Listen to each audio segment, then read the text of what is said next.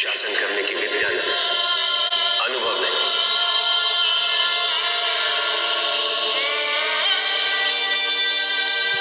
क्या आप इस विजय का श्रेय अपने से कहीं अधिक अपने माता पिता को नहीं देना चाहेंगे?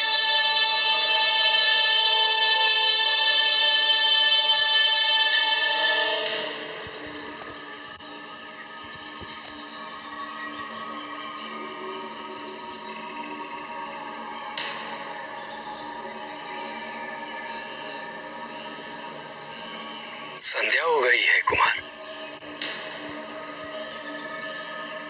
अभी तक आपने कुछ भी ग्रहण नहीं किया है।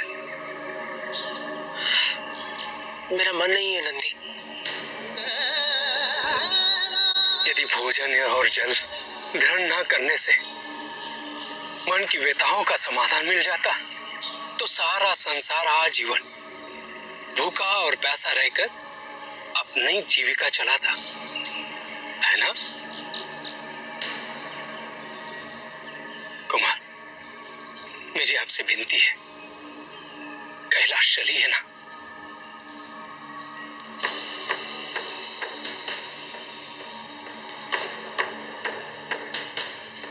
पता है कुमार, कोई कुछ भी कहे किंतु सत्य तो सत्य होता है। मेरे प्रभु ने कहा था कि जब भी कोई उन्नति की ओर अग्रसर होता है, कोई महान कार्य करता है, तो उससे कम शक्तिशाली व्यक्ति ये प्रयत्न करता है कि उसके आत्मविश्वास को ठेस पहुंचाए, उसे भ्रमित करे, क्योंकि उसकी असुरक्षा इस सत्य को स्वीकारती नहीं है कि उससे भी कोई शक्तिशाली है, सामर्थ्यवान है। औरों की ईर्ष्या आपकी सफलता का प्रमाण है, ना कि आपकी असफलता का। इंद्रदेव और किसी और के द्वारा आपके व्यक्तित्व और आपकी उपलब्धियों को परिभाषित करने की कोई आवश्यकता नहीं, कदापि नहीं। आपकी वास्तविकता से सभी अवगत है कुमार, केवल मुझे छोड़कर।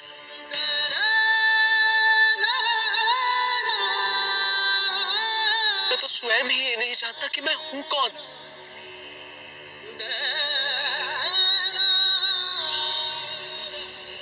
मेरे मन में प्रश्न तो उठते,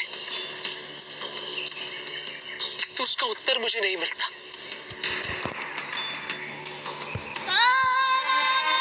मैं तो ये सोचता था कि मैं कृतिका पुत्र हूं, कृतिका लोक ही मेरा सब कुछ है। फिर एक दिन आपका आगमन और मुझे ये ज्ञात हुआ कि मेरे माता पिता कोई और है। मेरा निवास कृतिका लोक नहीं, अभी तो कैलाश है। मैं इस सत्य को स्वीकार कर ही रहा था कि एक और सत्य मेरे समक्ष आ गया कि मुझे क्रीड़ा हेतु नहीं, युद्ध हेतु प्रशिक्षित होना है, क्योंकि मेरा कर्तव्य तो तारकासुर का वध करना है।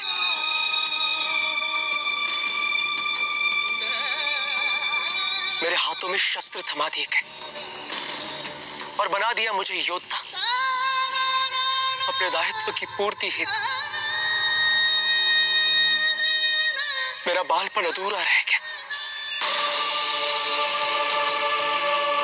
किंतु तत्पश्चात भी मैंने अपना दायित्व पूर्ण किया